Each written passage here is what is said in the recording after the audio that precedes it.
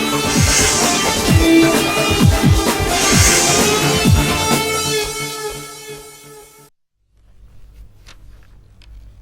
Morning. Celkon mobiles business breakfast షోకి స్వాగతం. తెలుగువారి అభిమాన న్యూస్ ఛానల్ TV5 కార్యాలయంలో ఇవాళ పండుగ వాతావరణం నెలకొంది. మరి కాసేపట్లో అమెరికన్ రాయబారి, భారత్లో అమెరికన్ రాయబారి రిచర్డ్ రాహుల్ వర్మ ఆయన TV5 స్టూడియోకి విచ్చేయబోతున్నారు. 2 రోజుల పర్యటన కోసం నిన్న హైదరాబాద్ విచ్చేశారు రాహుల్ వర్మ. సో మొట్టమొదటి ఇండియన్ అమెరికన్, భారత్లో అమెరికా రాయబారిగా నియమితులైన మొట్టమొదటి Indian American Richard Rahul Varma. ఆయన జనవరి 16నే పదవి బాధ్యతలు స్వీకరించారు. హైదరాబాద్కు మొట్టమొదటిసారిగా విచ్చేశారు అండ్ తన బిజీ షెడ్యూల్లో కొంత సమయాన్ని TV5 కోసం కేటాయించారు. సో మరికొద్దిసేపట్లో TV5 స్టూడియోకి రానున్న రిచర్డ్ వర్మ గారికి హృదయపూర్వక స్వాగతం పలుకుతూ బిజినెస్ బ్రేక్ఫాస్ట్ ప్రారంభిద్దాం. గ్లోబల్ మార్కెట్స్ ఈ మార్నింగ్ మిక్స్డ్గా ట్రేడ్ అవుతున్నాయి. సో గ్రీస్ బెయిల్అవుట్పై ఇంకా ఒక స్పష్టత రాకపోవడం కావచ్చు. అలాగే ఇవాళ Janet Ellen, US federal reserve chairperson Janet Ellen test money ఇవ్వబోతున్నారు. సో అది దాని ముందు నార్మల్గా ఉండే కొంత నెర్వస్నెస్ కావచ్చు. ఇవన్నీ లాస్ట్ నైట్ యూఎస్ మార్కెట్స్ ఫ్లాట్గా క్లోజ్ కావడానికి ప్రధాన కారణాలు చెప్పుకోవచ్చు.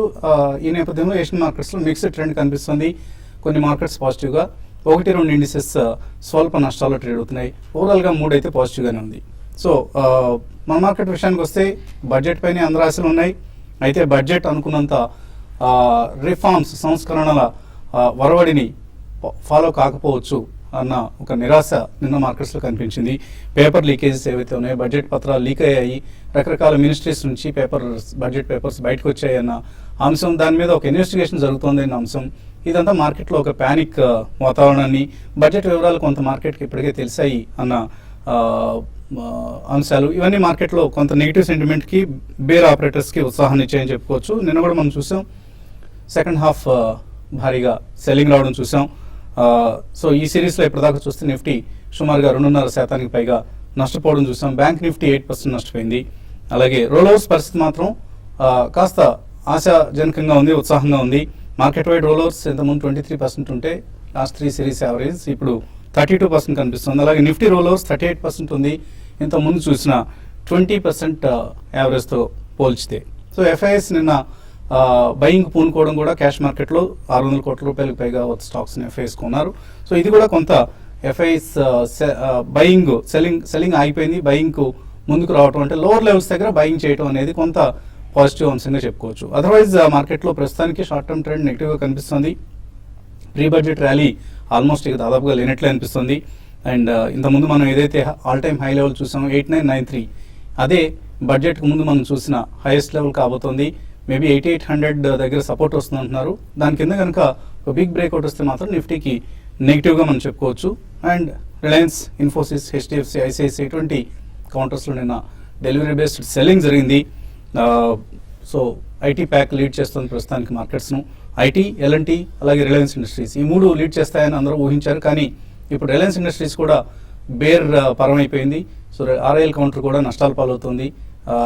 సెల్లింగ్, డెలివరీ బేస్డ్ సెల్లింగ్ చూస్తున్నాం. సో బ్యాంక్ నిఫ్టీ నష్టపోతుంది. ఇవన్నీ కూడా మార్కెట్లో నెగిటివ్ సెంటిమెంట్ ప్రధాన కారణాలు చెప్పుకోవచ్చు. ఐటీ ప్యాక్ ఒక్కటే మార్కెట్స్ని లీడ్ చేయడం అనేది కష్టం కాబట్టి. సో ఈ పరిస్థితిపై అనలిస్ట్ ఏమంటున్నారు అడిగి తెలుసుకుందాం. సో ఇటువంటి ట్రెండ్ మనం ఎక్స్పెక్ట్ చేయొచ్చు. నిన్న కూడా మనం చూసాం సెకండ్ హాఫ్లో భారీగా సెల్లింగ్ రావడం చూసాం, మార్నింగ్ పాజిటివ్గా ఉన్నప్పుడు కూడా. సో ఇవాళ కూడా అటువంటి ట్రెండ్ ఉంటుంది అనుకుంటున్నారు? ఐ థింక్ గత 5 రోజుల ట్రేడింగ్ ప్యాటర్న్ చూస్తే నిన్నటి ట్రేడింగ్ ఏదైతే ఉందో ప్రాబబ్లీ ఇక్కడ మనకి ఒక రివర్సల్ బార్ లాగా కనపడింది చార్ట్స్ లో. ఐ థింక్ ఇది కూడా మనకి 20-day మూవింగ్ యావరేజ్ ఏదైతే 8773 ఉందో దాని కింద క్లోజ్ అవటం చూసాం. సో ఇక్కడ యాక్చువల్లీ ఇంకా బేరిష్నెస్ ఇండికేట్ చేస్తుంది ఇలాంటి టైంలో. అండ్ బేసికలీ మనకి ఏంటంటే F&O పొజిషన్స్ దగ్గర ఎక్స్పైరీ దగ్గరకు వస్తున్న కొద్దీ ఈ నిఫ్టీ గ్యాప్ అనేది నేను తగ్గిపోయింది. సో నేను డిస్కౌంట్లో ట్రేడ్ అవుతాం చూసాం మనం నిఫ్టీ ఫ్యూచర్స్ అనేది. సో ఇక్కడ బేరిష్ పొజిషన్స్ ఎక్కువ తీసుకున్నట్టు ఇండికేషన్ ఇది. సో అలానే నిఫ్టీ కనుక చూస్తే మనం ఆల్మోస్ట్ నిన్న 20-day మూవింగ్ యావరేజ్ 5-day లో ఏదైతే ఉందో దాని కింద క్లోజ్ అవటం చూసాం. సో ఇది ఒక బేరిష్ ఇండికేషన్. సో ఇక్కడ నుంచి ఏవైతే ప్రీవియస్ సపోర్ట్స్ ఉన్నాయో అవి రెసిస్టెన్స్ అవుతాయి. So I think Nifty level కనుక ఇక్కడ చూస్తే మనకి 8723 అండ్ 8661 ఈ రెండు ఒక మైనర్ సపోర్ట్స్గా యాక్ట్ చేస్తాయి. సో ఒకసారి మనం 8700 బిలో క్లోజ్ అవుతాయి, అది అరౌండ్ 50 పాయింట్స్ ఇక్కడ నుంచి కింద క్లోజ్ అవుతాయి కనుక అక్కడ నుంచి further probably I think 85.99 and 85.50 దాకా వచ్చే ఛాన్స్ ఉంది. సో ఇక్కడ మనకి 83.50 అండ్ 85.50 ఏవైతే లెవెల్స్ ఉన్నాయో అది ఓపెన్ అప్ అయినట్టు అనిపిస్తుంది. అదేవిధంగా రెసిస్టెన్స్ కనుక చూస్తే 88.16 అండ్ 88.73 దగ్గర గట్టి రెసిస్టెన్స్ ఉంది. అదేవిధంగా బ్యాంక్ నిఫ్టీ మనం ఆల్మోస్ట్ చూసాం, నిన్న ఏదైతే లోవర్ బాటమ్స్ ఫార్మేషన్ చూసాం గత 5 రోజులుగా దాని కింద బ్రీచ్ అవడం చూసాం. అండ్ 50-day మూవింగ్ యావరేజ్ కింద క్లోజ్ అయింది. 19,003 is 50-day moving average. So I think ఇప్పుడు 18,739 అదొక మైనర్ సపోర్ట్ చూస్తాం బ్యాంక్ నిఫ్టీలో. దాని కింద కనుక క్లోజ్ అయిందంటే ప్రాబ్లీ ప్రీవియస్ లో ఏదైతే మనం ఢిల్లీ రిజల్ట్స్ ఎలక్షన్స్ రోజు చూసాం ప్రాబ్లీ 18,350 అండ్ 18,150 వచ్చే అవకాశం ఉంది. అదేవిధంగా రెసిస్టెన్స్ జోన్ అనేది మనకి 19,000 నుంచి 19,400 దాకా వెళ్ళే అవకాశం ఉంది. ఇండివిజువల్ స్టాక్స్ కనుక చూస్తే మనం కొన్ని stocks almost previous lows hit అవటం చూసాం. అంటే ఈ స్వింగ్ లోస్ ఏవైతే ఢిల్లీ ఎలక్షన్ రిజల్ట్స్ అప్పుడు మార్కెట్ బాటమ్ అవుట్ చూసాం, అవి దాని కింద బ్రీచ్ అవటం చూసాం. సో ఐ థింక్ ఈ stocks we need to sell. ఇక్కడ అమ్మాల్సి ఉంటుంది మనం. Apollo tyre is one stock, probably previous low ఏదైతే ఉందో 175 బ్రీచ్ అవటం చూసాం. ఐ థింక్ ఇక్కడ నుంచి కూడా ఒక 7 to 8 రూపీస్ కరెక్ట్ అయ్యే ఛాన్స్ ఉంది. So Apollo tyre is a sell with 181 as stop loss for target of 162. అదేవిధంగా రిలయన్స్ ఐ థింక్ ఇంకా ఫర్దర్ డౌన్ సైడ్ కనిపిస్తుంది. ప్రాబ్లీ ఇక్కడ నుంచి కూడా 830, 828 దాకా వచ్చే అవకాశం ఉంది. బట్ స్ట్రిక్ట్లీ 861 స్టాప్ లాస్ పెట్టుకోవాలి. I think mid cap IT space లో కొన్ని stocks they are performing very well. So Rolta India and Infinite నిన్న చూసాం. ఇన్ఫైనైట్ బేసికలీ లాస్ట్ 5 months ఎంతైతే కరెక్ట్ అయిందో 280 నుంచి 120, 140 దాకా. సో 1 month లోనే రికవర్ అవడం చూసాం. ప్రాబ్లీ ఇక్కడ నుంచి కూడా ఒక 100 రూపీస్ వెళ్ళే అవకాశం ఉంది. సో ఇన్ఫైనైట్ ఈజ్ అక్యూములేట్ చేయాలి ఎవ్రీ డిప్ లో 280 నుంచి 185 వరకు. 3 to 6 months లో 350 దాకా వెళ్ళే ఛాన్స్ ఉంది. అదేవిధంగా Rolta is looking very good on chart. So 150 ఇప్పుడు కరెంట్ మార్కెట్ ప్రైస్. సో 125 దాకా అక్యూములేట్ చేయాలి. Maybe 6 months to 9 months hold చేస్తే 209 దాకా వెళ్ళే అవకాశం ఉంది. సో ఐటీ స్టాక్స్ ఇప్పుడు బయింగ్ అనుకూలంగా ఉన్నాయంటారు. I think some mid cap ITs చాలా స్ట్రాంగ్. అంటే షార్ట్ టర్మ్ కోసం చెప్తున్నారా మీరు ఇవన్నీ కూడా? Medium to long term. Okay. So ట్రేడర్స్కి ఎటువంటి సలహా ఇస్తారు? ఇంకా 2 రోజుల వ్యవధి మాత్రం ఉంది F&O ఎక్స్పైరీకి. స్టాక్ స్పెసిఫిక్ యాక్షన్ ఎక్కువ ఉంటుందండి. అయితే నిన్నటి మార్కెట్లో నేను డౌన్ సైడ్ మనం ఆల్రెడీ కాషన్ కూడా చేయడం జరిగింది. 8820 దాని కానీ బ్రేక్ అయితే మార్కెట్స్లో ఒక డౌన్ ఫాల్ రావచ్చు అని. అదేవిధంగా నేను ఆఫ్టర్నూన్ సెషన్లో మార్కెట్ వన్ సైడ్గా వీక్ కావడం చూసాము. మరీ ముఖ్యంగా ఇది బడ్జెట్ ఉండడం, తర్వాత F&O క్లోజింగ్ ఉండడం, ఇవన్నీ ఈవెంట్స్ అనేది ఒక వీక్లో ఉండడం అనేది దానివల్ల ఏంటంటే హైయర్ లెవెల్లో ఫాలో అప్ బయింగ్ అనేది రాలేదు. ప్లస్ చాలా కౌంటర్స్లో షార్ట్స్ ఏవైతే ఉన్నాయో అవన్నీ కూడా కవర్ కావడం జరిగింది. కాబట్టి మార్కెట్లో ఈ విధమైన డౌన్ ట్రెండ్ ఉంది. అయితే నేను FIs బై చేశారు, అది ఒక పాజిటివ్ అంశము. బట్ టెక్నికల్ పరంగా మార్కెట్స్ ఇంకా వీక్గానే ఉండే అవకాశం ఉంటుంది. ఈ సిరీస్లో ఏవైతే వీక్ ఉన్న కౌంటర్స్ ఇంకా ఫర్దర్గా వీక్ అయ్యి నెక్స్ట్ 2-3 రోజుల్లో మార్కెట్ ఒక అప్ సైడ్ అయితే చాలా వరకు లిమిటెడ్ అని చెప్పొచ్చు. 8,800 అండ్ 8,820 దగ్గర రెసిస్టెన్స్ అనేది ఫేస్ చేస్తుంది. డౌన్ సైడ్ మాత్రం చూసుకుంటే ఇక్కడ నుంచి ఒక 100 నుంచి 150 పాయింట్స్ అంటే అరౌండ్ 8,600 ఆ లెవెల్ దాకా నిఫ్టీ రావడానికి అవకాశం ఉంది. ఇది కూడా నెక్స్ట్ 2-3 రోజులైనా జరగవచ్చు.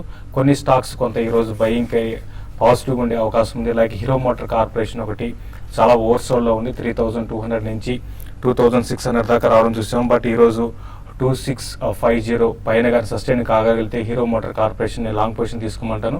ఇది ప్యూర్ ఇంట్రాడే కోసం. తర్వాత నెక్స్ట్ మంత్ ఫీచర్స్ కూడా ఎవరైనా లాంగ్ పొజిషన్ తీసుకోవాలంటే హీరో మోటార్లో తీసుకోవచ్చు.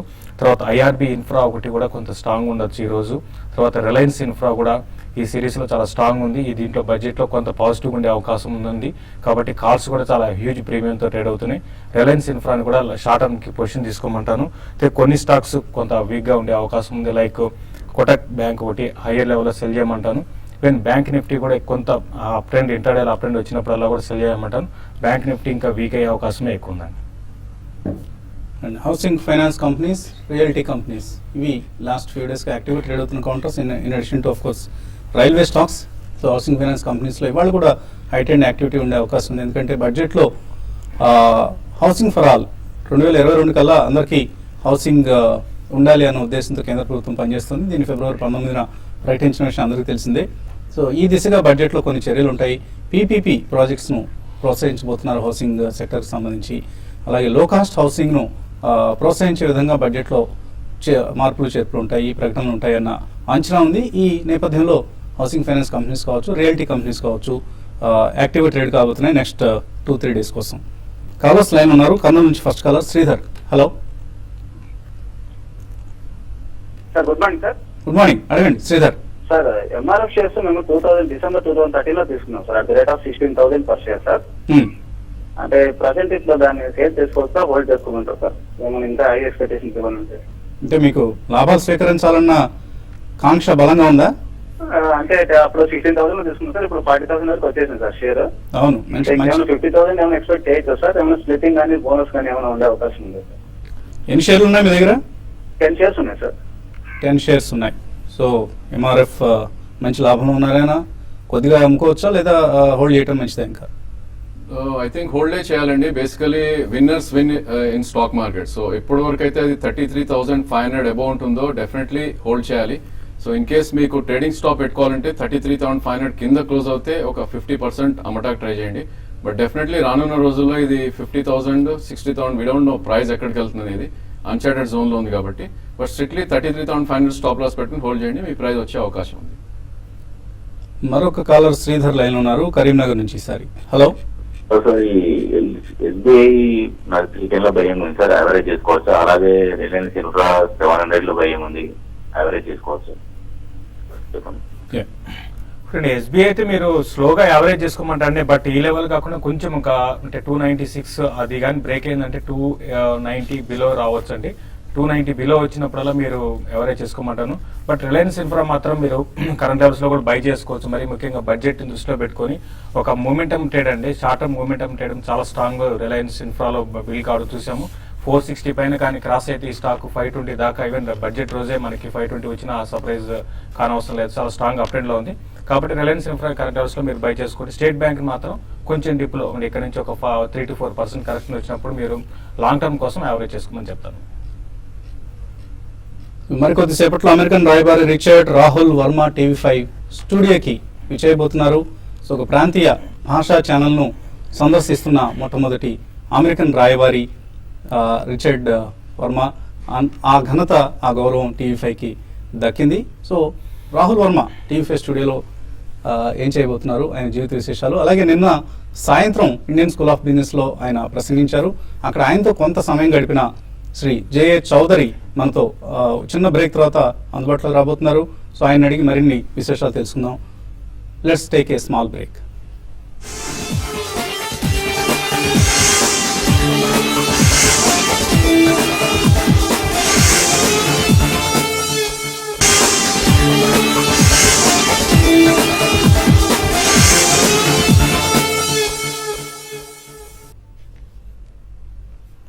సిల్కాన్ మొబైల్స్ బిజినెస్ బ్రేక్ఫాస్ట్లోకి తిరిగి స్వాగతం. తెలుగు వారి అభిమాన న్యూస్ ఛానల్ టీవీ5 కార్యాలయంలో పండుగ వాతావరణం నెలకొంది.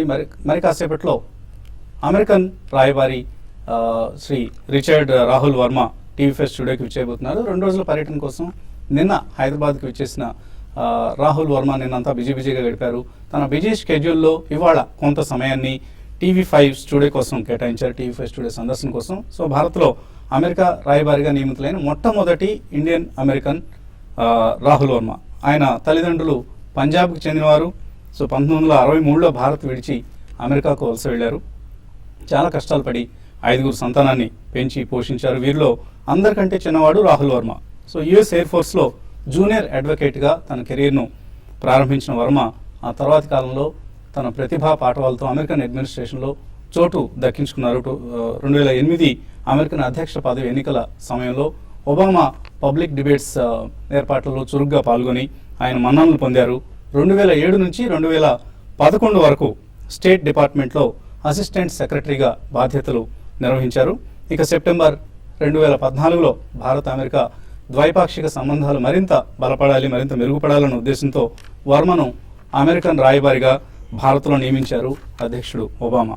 సో ఈ ఏడాది జనవరి 16న రాయబారిగా బాధ్యతలు చేపట్టిన వర్మ మొదటిసారిగా 2 రోజుల పర్యటన కోసం హైదరాబాద్కు విచ్చేశారు. తన పర్యటన మొత్తం నిన్నంతా బిజీగా గడిపారు. ఇవాళ ఉదయం టీవీ5 స్టూడియోలో గడపనున్నారు. ప్రాంతీయ భాషా ఛానళ్లలో టీవీ5కు మాత్రమే దక్కిన గౌరవం ఇది. ఇక తెలుగు ప్రేక్షకులను పలకరించేందుకు టీవీ5 మాధ్యమాన్ని ఆయన ఎంచుకోవడం ఒక విశేషంగా చెప్పుకోవచ్చు. నిన్న సాయంత్రం ఆయన ఇండియన్ స్కూల్ ఆఫ్ బిజినెస్లో అక్కడి స్కూల్ విద్యార్థులను అలాగే బిజినెస్ డెలిగేట్స్ను ఉద్దేశించి ఇండో యుఎస్ ట్రేడ్కి సంబంధించి ఆయన ఒక చక్కటి ప్రసంగాన్ని ఇచ్చారు. ఆ ప్రసంగానికి ప్రత్యక్షంగా హాజరై కొంతసేపు వరం గారితో సమయం గడిపిన Shri J A Chaudhary, FICCI co chairperson, అలాగే ఐటీ రంగంలో హైదరాబాద్లో ఐటీ రంగం వేళ్ళూనుకోవడానికి ప్రధాన కారకులు జయ చౌదరి గారు ప్రస్తుతం మనతో లైవ్లో అందుబాటులో ఉన్నారు. చౌదరి గారు గుడ్ మార్నింగ్ అండి. గుడ్ మార్నింగ్ వసంత్ గారు. సో నిన్న సాయంత్రం కాసేపు మీరు ఐఎస్బిలో వర్మ గారితో, అంటే అమెరికన్ రాయబారి రిచర్డ్ రాహుల్ వర్మ గారితో కొంత సమయం గడపగలిగారు. సో ఎటువంటి ఇంటరాక్షన్ ఆయన అక్కడ ఇచ్చారు, ఎటువంటి ప్రసంగాన్ని ఆయన అక్కడ ఇవ్వడం జరిగింది? అంబాసిడర్ వర్మ గారు కంప్లీట్ వైడ్ స్పెక్ట్రమ్ లో మాట్లాడారండి. అంటే జియో పొలిటికల్ ఇష్యూసే కాకుండా బయోలేటరల్ ట్రేడ్ ఏ విధంగా ఉండబోతోంది, ఇప్పుడు $200 బిలియన్ ఉన్న మన బయోలేటరల్ ట్రేడ్ ని ఈజీగా $500 బిలియన్ కంటే కూడా ఎక్కువ తీసుకోవడానికి చాలా అవకాశాలు ఉన్నాయని, అదే కాకుండా కొన్ని ఇంపార్టెంట్ ఏరియాస్ లో డిఫెన్స్ కానివ్వండి, ఏరోస్పేస్ కానివ్వండి, స్పేస్ టెక్నాలజీస్ కానివ్వండి, న్యూక్లియర్, ఈ ఏరియాస్ లో చాలా అవకాశాలు ఇండియాకు, తర్వాత యుఎస్ కి చాలా టెక్నాలజీ ట్రాన్స్ఫర్స్, తర్వాత మేక్ ఇన్ ఇండియా ప్రోగ్రామ్ లో కూడా ఇండియా చాలా అడ్వాంటేజ్ తీసుకొని ఇక్కడ మ్యానుఫ్యాక్చరింగ్, ఆఫ్ షోర్ ఫెసిలిటీస్ కూడా ఆయన ఒక ఉదాహరణ కూడా చెప్పాడు. ఫోర్డ్ ఫెసిలిటీ గుజరాత్ లో ఆయన వెళ్ళినప్పుడు ఇంకా వాళ్ళు బాగా ఎక్స్పాండ్ చేసి ఇండియాకి మేక్ ఇన్ ఇండియా అంటే ఇండియాలో సంబంధించిన ఈ కన్స్యూమరిజం కాకోకుండా ఇక్కడ తయారు చేసి ప్రపంచ దేశాలకి మన భారతదేశం నుంచి ఎక్స్పోర్ట్ చేసేదానికి కూడా చాలా అవకాశాలు ఉన్నాయని చెప్పి, ఇలాంటి అవకాశాలు భారతదేశంలో ఎక్కువ రాబోతున్నాయని చెప్పాడు. కానీ కొన్ని ఫ్లిప్ సైడ్ అది కాయని చెప్పేసి మన దగ్గర కొన్ని లోపాలు కూడా ఆయన ఎత్తి చూపాడు. For example ease of doing business ఇంకా మనం రేటింగ్ ప్రపంచ దేశాల్లో చాలా తక్కువ రేటింగ్ లోను, అది ఇంప్రూవ్ చేసుకోన్నాడు. తర్వాత లీగల్ ఇష్యూస్, చాలా మిలియన్స్ ఆఫ్ లీగల్ కేసెస్ అన్ని అట్లే పెండింగ్ లో ఉన్నాయి. Justice delayed is justice denied అని చాలా ఉదాహరణలు కూడా చెప్పాడు. అదే కాకుండా ఈ స్కిల్ డెవలప్మెంట్ ఏరియాలో మనకు అందరూ కూడా మనకున్న యువత డెమోగ్రాఫిక్ డివిడెండ్ అని చెప్పి మనం అందరూ అనుకుంటున్నాము. కానీ ఆయన కూడా ఏం కాషన్ చేశారంటే ఇది చాలా జాగ్రత్త అయిన విషయం. ఇది డెమోగ్రాఫిక్ డివిడెండ్ ప్రొవైడెడ్ మన వాళ్ళందరికీ సరి అయిన స్కిల్స్ నేర్పించి తర్వాత వాళ్ళ ఎంప్లాయబుల్ స్కిల్స్ వాళ్ళకు ప్రొవైడ్ చేస్తే అది డెఫినెట్ గా డెమోగ్రఫిక్ డివిడెండ్ అవుతుంది.